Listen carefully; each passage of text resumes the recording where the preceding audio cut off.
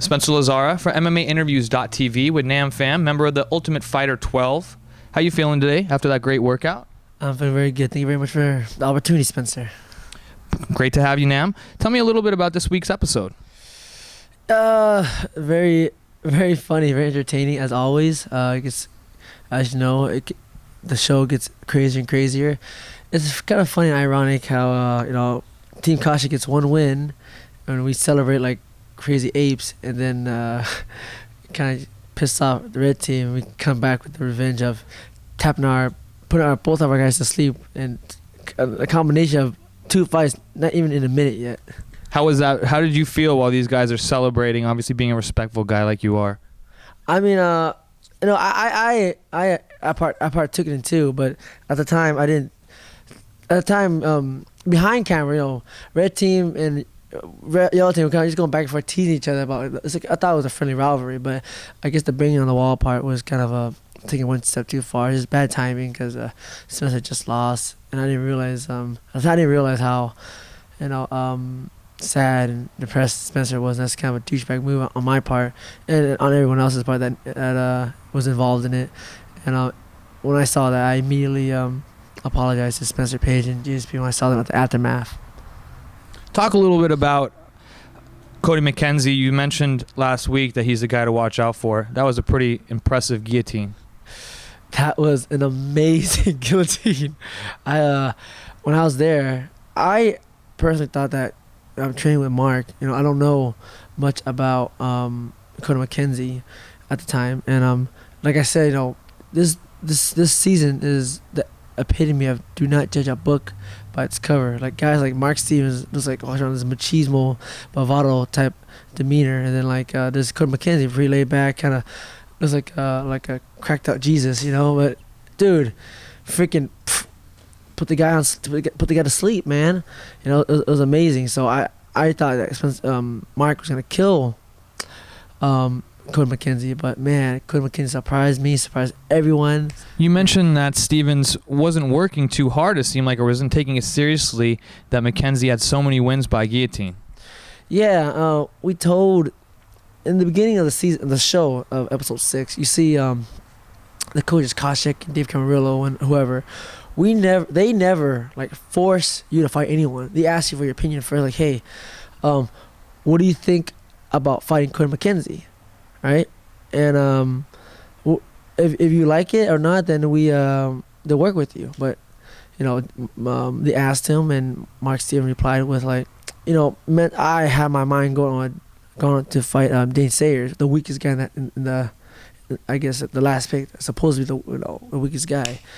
And this guy, in the house, he walks around like he's all bad and tough, and for him, he talks about he's the best guy on the team, right? If you're the best guy, why would you want to pick the worst guy? You think you beat everyone, So he picks the worst guy. But he goes, so we go, Koscheck goes, what about Cody McKenzie? He goes, I thought about fighting Dane, but I can beat Cody McKenzie, no problem, not a problem, right? And and Dave Camarillo, you see it, goes, if you take him down, you're going into his game, you're going to his guillotine. He has 13 guillotines first round, finish. Right, he has a good guillotine. He knows how to win. He looks goofy, but dude, he knows what he's doing. And Mark be like, he ain't gonna guillotine me. He never fought no one like me, dude. Goes in there, freaking 15 second. There's no not even tap. He didn't even get a chance to tap. I just got submitted. So in a sense, Mark was right. No one ever tapped him out with no one ever tapped him out with submission before. He just went to sleep. It's a little surprising to everyone that he went to sleep in side mount. Yeah, freaking A. And then Mark passed the guard. Mark should be saving. Dude, that means, he has a good guillotine. We told him you're gonna stand up and knock this guy out. You're gonna win. This is your fight to win. Dude, he ain't fought no one like me. I think Mark Stevens never fought a guy like Cody McKenzie. Man, I just figure, man, just always be humble, the more you talk, the more you gotta prove, and if you're humble and you lose, people still support you. Now, if you're a douchebag, when you lose, people don't want you to lose, and you don't feel so bad if you lose. Oh, another thing, after they don't show this, but after the fight with Cody McKenzie, So in the beginning, it was okay. I'll kill McKenzie. I'll beat his face. He was talking so much smack going into the fight, like how easy this fight was gonna be. How like he didn't take him seriously. And now that he lost, he goes, you know, the reason why I lost is because of cost check. Like what? I was like, I had my mind set on Dane Sayers, and Kasha wanted me to fight, you know, McKenzie. So I had my mind was all mixed up, and I don't fight. I told Kasha I don't fight well with tall guys, and look what happened. I'm like, dude, everyone here is an adult. If you are uncomfortable with something, you need to speak up and act like an adult and like, hey, dude, like this is your career, so you gotta do what you gotta do is right and speak up. And if you lose, and Kasha came back with like a good point. I can coach you all you want, but you're the one that's fighting. If you lose, you lose. You gotta hustle. You're in the dog fight here. Talk a little bit now about the second fight, Savak versus Jonathan Brooken. Amazing fight. Actually, they really edited this fight, this episode, because when Mark Stevens fought, it was just one fight that day. Because I was in the back with someone with the fight number 7, warming him up. Well, you know, because there's only one fight left, so it's Savak and Dane Sayers, so it's Sako and Dane Sayers, so there's no point in like trying to hide it. So Savak fought first, and I was warming up Sako in the back, and it was quick. It was kind of funny because they went out and everybody came back in. I was like, what the heck? So what happened here? It was like, ding, ding, like what?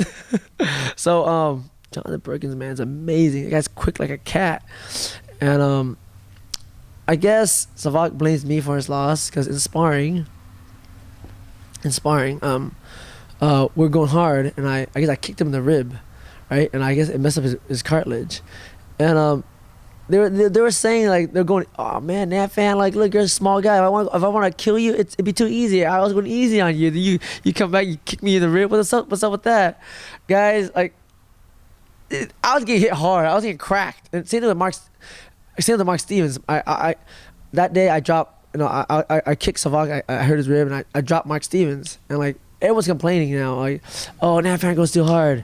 And that's why in the episode number 2, you see Kaushik yelling at us because now I'm in a position where I can't go too hard because my partners will complain. I can't go too light because the coaches will yell at us. So I'm in a mix up here. So we all get yelled at, and they didn't show it, but Kaushik says like, hey, everyone stop complaining about Nat Fan hitting too hard. If he hits you hard, you hit him back, right? And the next day for sparring, Mark Stevens even says like, hey, if you hit me hard today, if you drop me, when you sleep tonight, I'm gonna suffocate with the pillow. And I told him, I just pointed my finger at him. I was like, dude, if you, like, hey man, the reason why I hit you hard, I dropped you is because you cracked me hard. Like, dude, this guy was like throwing mean overhand rights, and he's cracking me. I was like, all right, dude, if you hit, I'll go as hard as you go. The reason why I dropped you because you hit me hard. How did you drop him? What did you hit him with?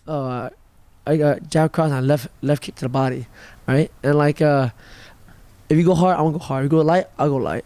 I'll let you dictate the pace. Anything else you'd like to say about the show or your experience or this episode specifically? Yeah, I just like to say that Jonathan Brooken's an amazing fighter, and that guy was one of my best friends in the house. Yeah, cause I probably towards the end of the season, I hung out with him the most, and that guy's very spiritual, very philosophical, very genuine, very down to earth guy. He's an amazing fighter, man, athlete, and watch out for him. That guy's amazing, and also Cody McKenzie, man, that guy. I got along with him very well. As you see in the episode 6, like me and him were just talking, just chilling, hanging out. You know, we got along very well, and yeah. I just want to give a shout out to those two guys. Those guys are awesome. Okay. Appreciate your time, Nam Fam. Here at Nam Fam's Academy in Garden Grove, I'm Spencer Lazara. You know who he is.